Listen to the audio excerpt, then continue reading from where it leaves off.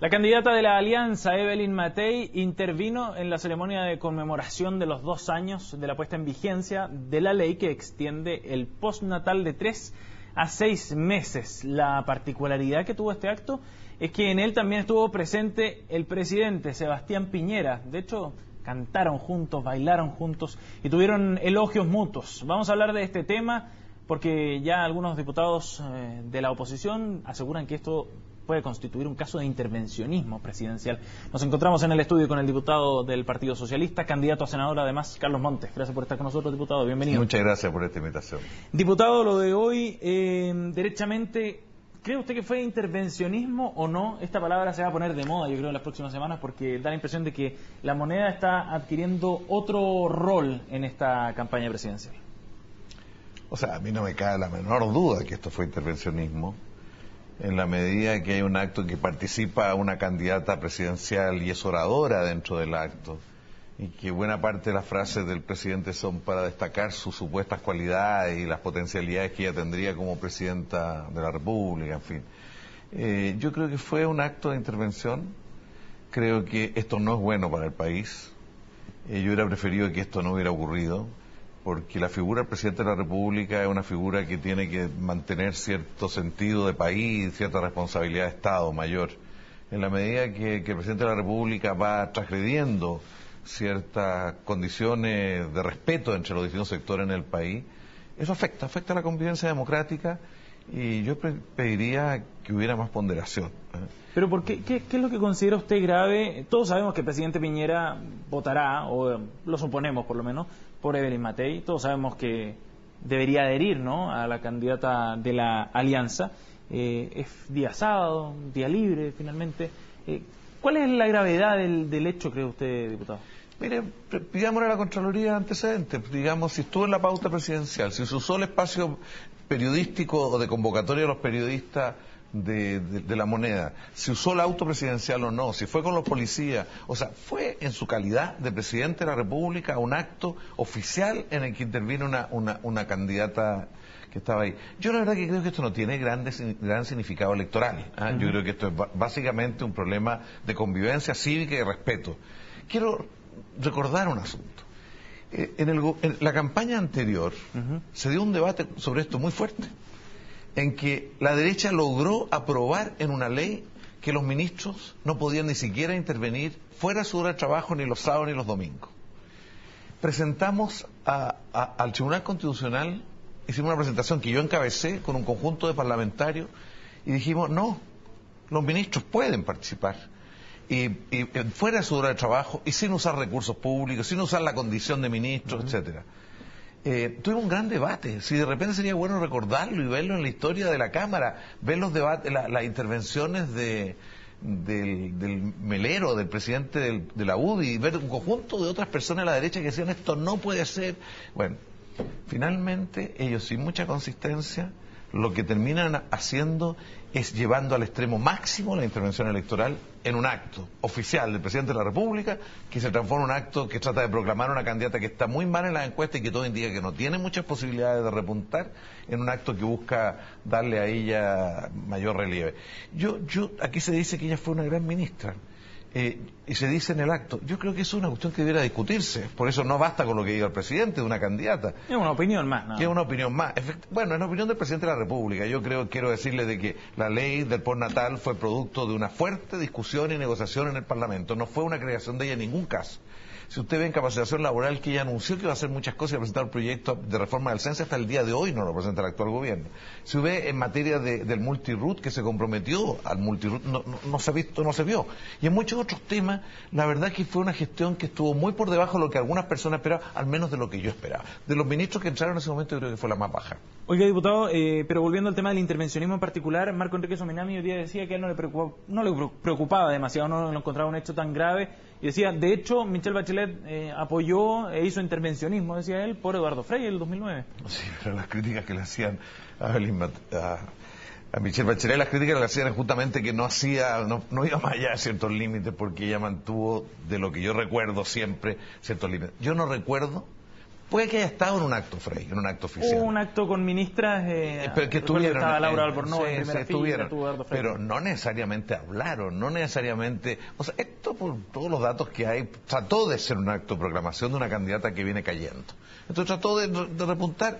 Bueno, mire, yo no quiero hacer mayor cuestión de esto que decir, cuidado, no sigamos en esto porque esto afecta a la convivencia cívica, el respeto a la oposición, el respeto a los que pensamos distintos, y el presidente ojalá que tenga más ponderación y no caiga en estos extremos.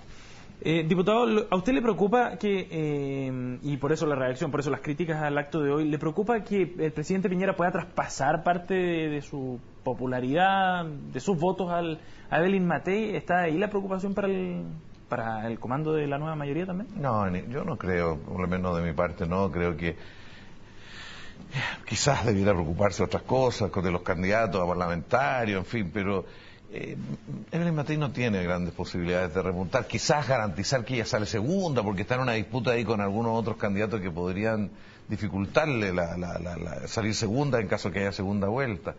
No, yo no creo que tenga muchas posibilidades, no ha sido una buena candidata. Acuérdense que quien la afectó más fue cierta frase del propio presidente de la República. Esto es para compensar más bien ciertas frases anteriores, ciertas intervenciones en el otro sentido que él tuvo. Claro, puede haber un grado de culpa, ¿cree usted de repente? Yo creo que a veces existe la culpa en la política. ¿Cree usted que, o teme más bien, que la moneda comience a ejecutar un rol mucho más activo, la moneda y los ministros, en la campaña de Evelyn Matei? ¿Tiene temor de eso? Porque quedan 30 y un poco más de días para las elecciones presidenciales, sí, y probablemente viene toda la carne a la parrilla, por decirlo en buen chileno. Mire, yo he visto entrevistas y frases de ministros bien desafortunadas, se lo hice ver incluso al ministro Larroulé, que el otro día en una entrevista él dice que el presupuesto nacional está construido en función del programa de Evelyn Matei, pero no en función del programa de Michelle Bachelet, porque no conoce todo el programa. O sea, cosas de niñerías, porque la verdad que el presupuesto tiene mucha inercia, en el margen, en los cambios ellos tratan de pasarse de listo en algunas cosas en el presupuesto, que es el debate que estamos haciendo ahora, y yo creo que van a tratar de intervenir, pero ojalá que se mantengan dentro de lo que la ley establece, y por lo tanto, fuera de la hora de trabajo, sin usar la posición que tienen como ministros, sin usar los recursos, sin usar los autos, y porque eso yo creo que tienen derecho a intervenir, pero en la condición de civiles, en la condición de no ministros, y eso lo defendimos nosotros mismos. E incluso si alguien lo atacara por ese hecho, lo defenderíamos nuevamente, porque ya nos jugamos frente al Tribunal Constitucional contra la opinión que tuvo de la derecha en el Parlamento. Y nosotros creemos de que el ministro sigue siendo un ciudadano fuera de sus horas. El problema es cuando usa el Estado para estos efectos. Diputado, quiero tocar un tema que usted ya adelantaba, el de la discusión de la ley de presupuesto, precisamente que acaba de ingresar al Congreso y a la Cámara. No se puede hablar de intervencionismo en aquello, pero hay algunos que dicen que esto es una jugada en el fondo para perjudicar la ejecución de un próximo gobierno eventual de Michelle Bachelet, que finalmente al ser un presupuesto con un crecimiento más escaso, dicen, va a perjudicar las posibilidades de realización de ciertos compromisos de campaña de Michelle Bachelet. ¿Cómo ve usted el proyecto en términos globales desde esa perspectiva? Estamos discutiendo intensamente, tuvimos un debate global en la sala con el ministro, coincidimos prácticamente toda la oposición que era un presupuesto bastante restrictivo, sí, más allá incluso de lo razonable o de lo posible. Nos parece además que el crecimiento viene con dos cifras que inducen a engaño, porque dice que creció 3,9% cuando el crecimiento real respecto al presupuesto anterior es apenas 2,1%, entonces hicieron una martingala para parecer creciendo más.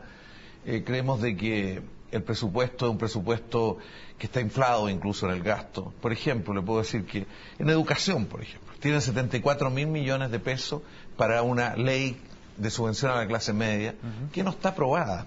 Entonces, normalmente se ponía en otra parte del Tesoro Público, no se pone en nuestro presupuesto de educación para decir que vamos a gastar más en educación que lo que realmente vamos a gastar. Si no se aprueba la ley, esa plata va a quedar Esa ley no tiene flotando. acuerdo, ni siquiera toda la derecha está de acuerdo en esa ley, por lo tanto, yo incluso soy el informante en la Cámara, ni siquiera el gobierno ha querido que esté en debate porque sabe que no cuentan los votos para aprobar en la Cámara porque es una mala ley. En fin, yo creo que está haciendo cierta... tratando de... Por un lado está la inercia presupuestaria, pero sí, en el borde de lo modificable no respeta mucho la diversidad. Yo espero que en el camino logremos ciertas normas de mayor flexibilidad, de tal forma que el próximo gobierno tenga más facultades para mover recursos dentro de los ministerios y entre los ministerios. Se estableció este fondo de libre disposición de 600 millones de dólares, está bien, eso ayuda. ¿Está la llave ahí, cree usted, en aumentar esos fondos de libre disponibilidad? Sería lo razonable, o la alternativa es darle más normas de flexibilidad al próximo gobierno. Acuérdense que tenemos un fondo de 4.000 millones de dólares para educación, de los cuales en este presupuesto solamente se sacan 300 millones de dólares. Creo que para efecto de educación debería haber una norma de flexibilidad que permitiera usar más de esos recursos para efecto de que el próximo gobierno pudiera avanzar en el gran desafío de transformación de la educación pública, para que sea de calidad y vaya siendo el eje del sistema educativo. ¿Cree usted que el gobierno está utilizando este presupuesto también o la discusión presupuestaria con fines electorales, mirando a la elección del noviembre 17? No, bueno, esta frase de la rulé, cosas así, pero en general yo creo que, mire, lo que nos ocurre a nosotros, presupuesto de vivienda, por ejemplo, que lo hemos tenido que analizar, el ministro presenta unos datos que no coincide con los datos que nosotros tenemos, analizando la misma información de ellos. Él dice que tiene un 98% de la reconstrucción. Nosotros leemos los datos y le vamos diciendo, no es 98, es 64, con los mismos datos del propio ministro. Después nosotros le decimos, mire, aquí usted va a dejar 48.000 subsidios que la gente va a andar en la calle con el papel buscando vivienda, que no hay producción de viviendas para ellos. Y el ministro no dice, eso está mejor que otros años. Entonces, nosotros al final, ¿sabe lo que le dijimos? Ministro, no queremos discutir esto más. Digámosle a Hacienda que veamos un panel de expertos externos que evalúe esto para ver cuáles son las cifras reales, porque aquí son lecturas, interpretaciones de las cosas. Claro, para decir el próximo gobierno no hizo nada y ellos hicieron todo. Yo creo que hay mucha pequeñez en la manera que se ha enfocado, particularmente en ese Ministerio de la Vivienda, porque aquí este gobierno, yo creo que la reconstrucción ha hecho cosas importantes, llegar al 64% es importante, pero de ahí así 98% se les pasa la mano porque falta ponderación, falta sentido de realidad. Se anticipa compleja la discusión, sin duda, en un año electoral. Bueno, muchas gracias por haber estado con nosotros. El problema es que tenemos un plazo fatal para terminarlo, que es el 30 de noviembre, por lo tanto es insalvable. Hay que terminar ahí. Gracias, diputado, por haber venido. Muchas gracias a ustedes por esta invitación. Hacemos una pausa y cerramos esta edición, de CNN Prime. Gracias por acompañarnos e informarse junto a nosotros. Continúe con la programación de CNN Chile.